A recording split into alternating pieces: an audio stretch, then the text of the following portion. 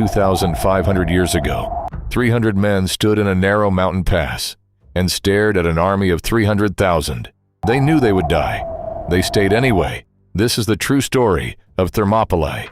The year is 480, before the Common Era. The Persian Empire is the largest the world has ever seen. It stretches from India to Egypt, from the mountains of Afghanistan to the shores of Turkey. And its ruler, King Xerxes, wants one more prize: Greece. 10 years earlier, the Greeks humiliated his father at the Battle of Marathon. Xerxes never forgot. Now he marches to burn Greece to the ground. Ancient writers claimed his army numbered in the millions. Modern historians believe it was between 100,000 and 300,000 men. Either way, it was the largest invasion force the ancient world had ever seen. His army drank rivers dry. His fleet darkened the sea. And when he reached the waters of the Hellespont, Xerxes built a bridge of boats and marched his empire across the ocean itself. The Greek city-states panicked. They were small, divided, constantly at war with each other. Against Persia, they stood no chance. But one city did not panic: Sparta. Spartans were not like other Greeks. Their boys were taken at age 7 and forged into soldiers. They trained their entire lives for one purpose: war. A Spartan mother had one command for her son marching to battle: come back with your shield, or on it. The Spartan king was named Leonidas. He was around 60 years old, a lifetime of war behind him. And before the invasion, the Oracle of Delphi gave him a prophecy that froze the blood. Either Sparta would burn, or a Spartan king must die. Leonidas made his choice. He could not take the full Spartan army. Religious law forbade it during the sacred festival.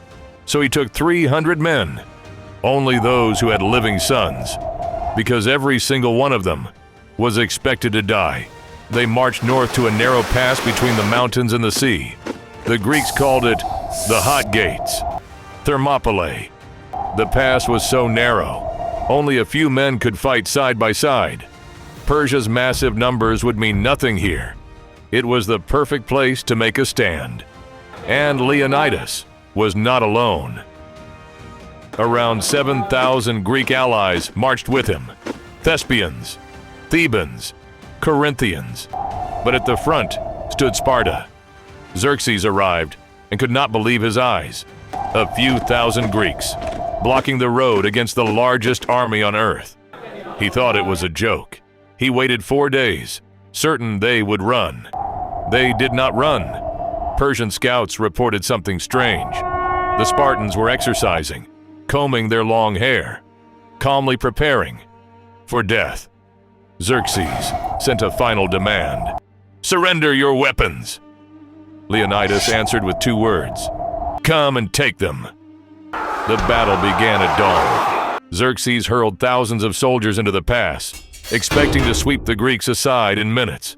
Instead, they hit a wall of bronze shields and iron spears.